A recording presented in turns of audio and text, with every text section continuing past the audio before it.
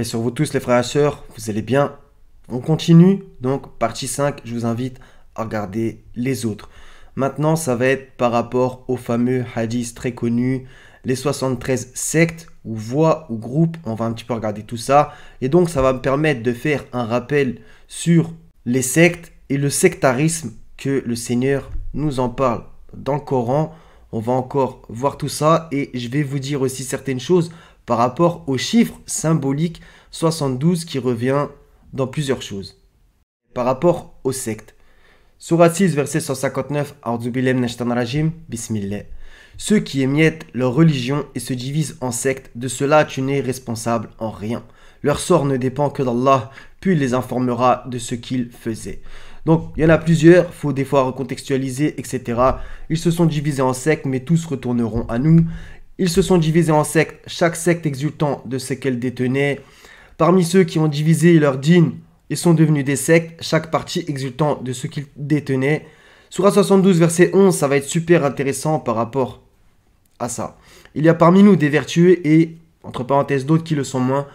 Nous étions divisés en différentes sectes. Donc, le Seigneur nous met en garde contre le sectarisme et on voit que c'est quand même pas bon. Il y a encore un autre verset, 6,65, dit « Il est capable, lui, de susciter contre vous d'en haut ou de dessous vos pieds un châtiment ou de vous confondre dans le sectarisme. Et il vous fait goûter l'ardeur les uns aux autres. Regarde comment nous exposons nos ayats, peut-être comprendront-ils. » D'accord. On va un petit peu continuer déjà en citant le fameux hadith. Tirmidhi et beaucoup d'autres rapportent que le prophète soi-disant aurait dit « Les juifs se sont divisés en 71 groupes, les chrétiens se sont divisés en 72 groupes et ma communauté se divisera en 73 groupes. » Donc des fois il y a écrit voix, des fois il y a écrit secte, donc c'est un petit peu...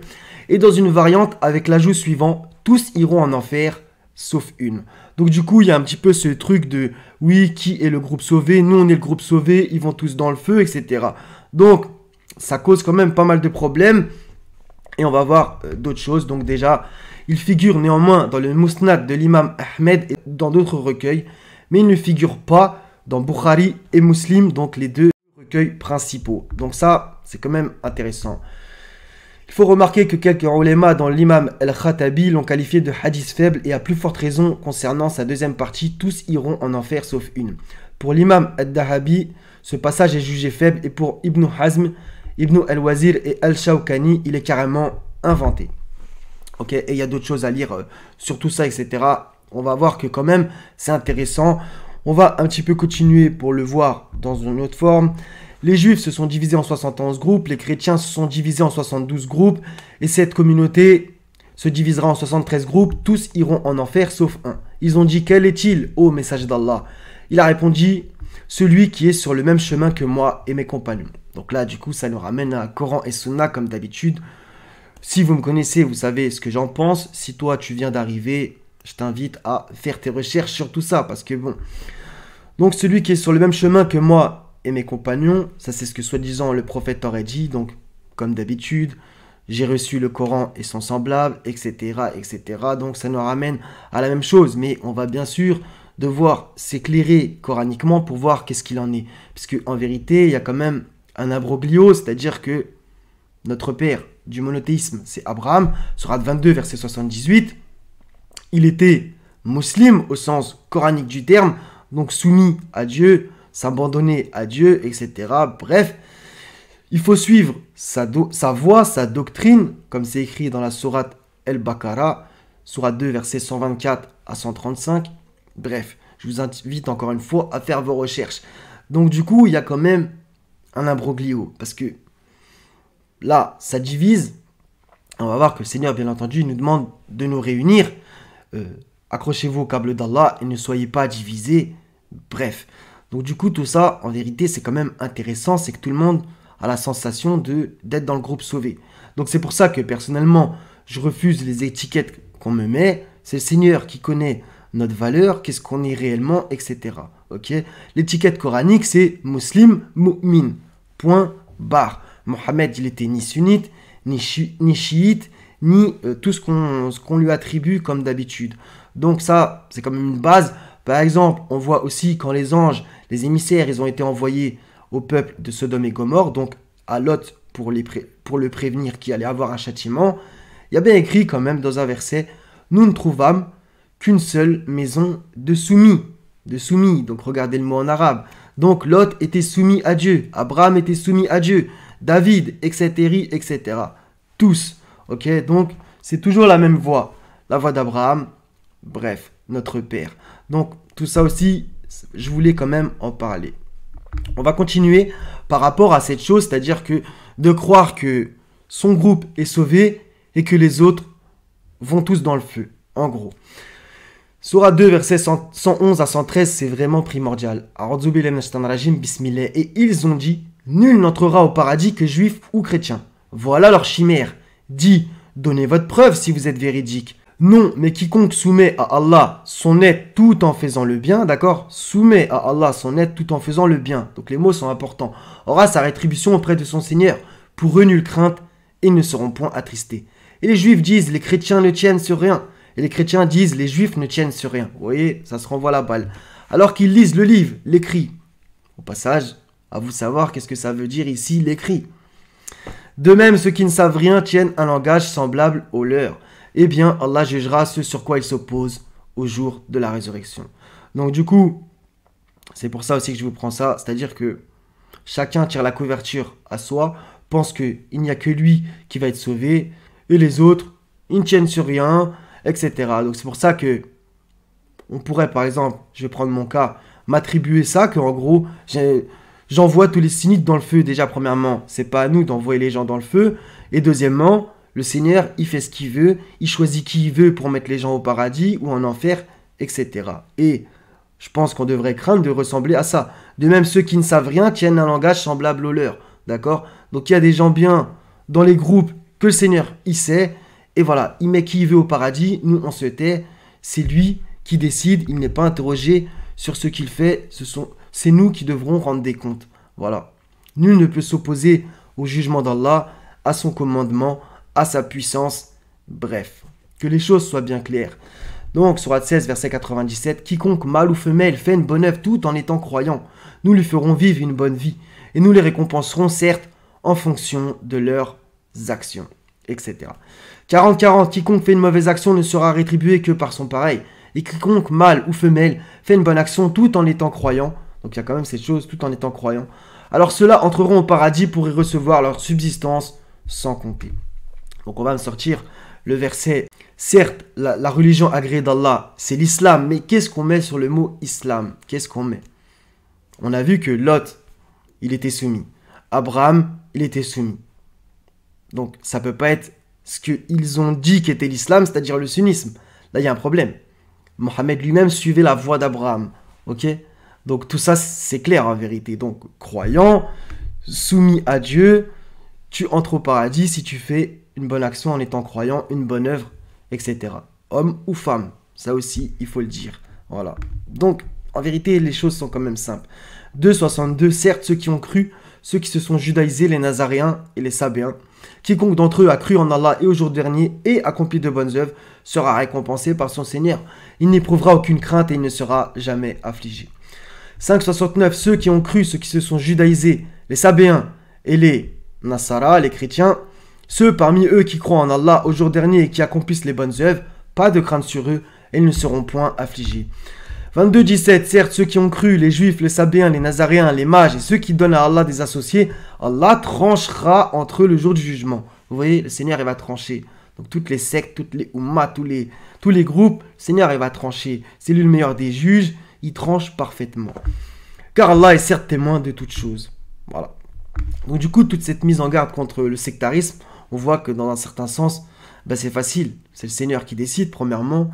Et on voit que, voilà, justement, on va lire ce passage. 313. Donc le Seigneur, il parle de certaines choses avant, etc. Il faut relire.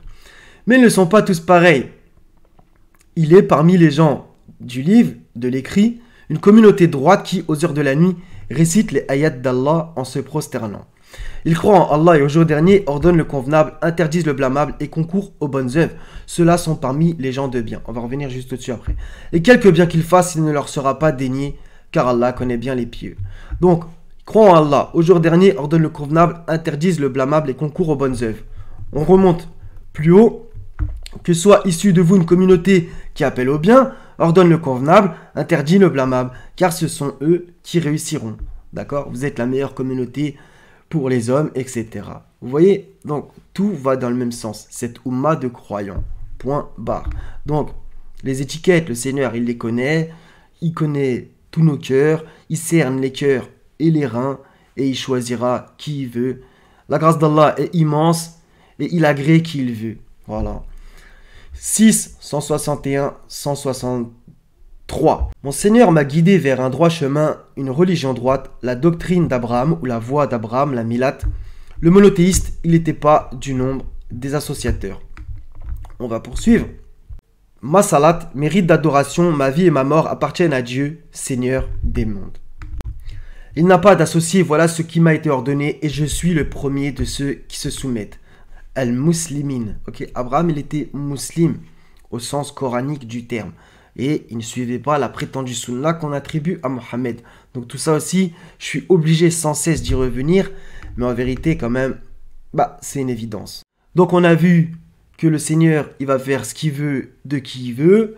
Que celui qui fait une bonne œuvre, il sera rétribué, pas lésé. Que ceux qui pensent qu'il n'y a que eux qui rentreront au paradis, le Seigneur, il a dit non. C'est lui qui décide. De même, ceux qui ne savent rien tiennent un langage semblable au leur. Voilà, il fait ce qu'il veut. Tu es sunnite, tu es chiite, tu es coraniste, tu es sans étiquette, tu es catholique, tu es protestant, tu es juif, tu es tout ce que tu veux. Et parmi les groupes, les branches qu'il y a dans tous ces mouvements, le Seigneur, il fait ce qu'il veut. Voilà. On n'a pas, nous, à décider qui va au paradis, qui va au feu. Voilà. Déjà, premièrement, il faut gagner sa place. Et si tu es là-bas, en vrai, tu crois que là-bas, tu vas dire, ouais, mais lui, c'est un truc. Tu t'en fous. D'accord? C'est simple. Par contre, si tu es dans le feu, tu n'auras même pas le temps de penser à tout ça. Voilà. Là où il y a des pleurs et des grincements de dents.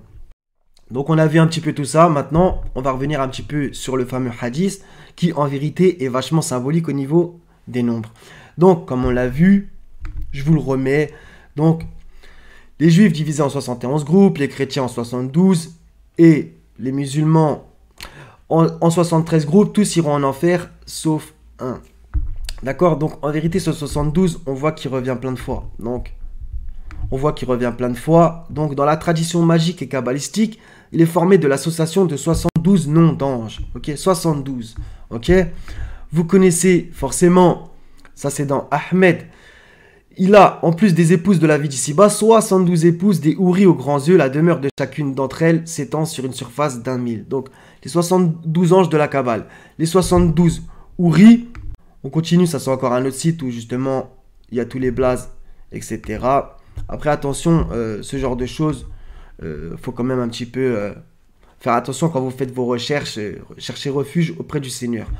Et il y a aussi un autre fait qui est quand même assez connu. Encore une fois, c'est historique. J'aime pas trop aller là-dedans, mais on va dire que dans la communauté sunnite et même chiite, principalement chiite justement, c'est connu et il y a encore une fois ce chiffre qui revient. Donc c'est pour ça que je le sors.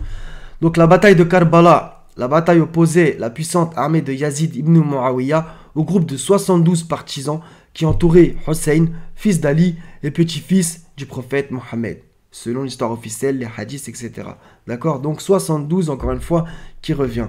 Et ce qui est intéressant, c'est que la sourate 72, c'est la sourate les djinns. Ok?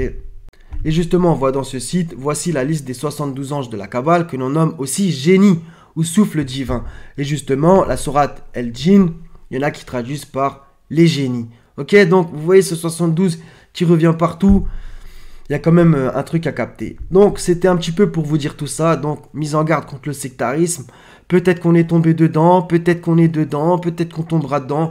Que le Seigneur nous préserve, nous pardonne nos fautes, etc.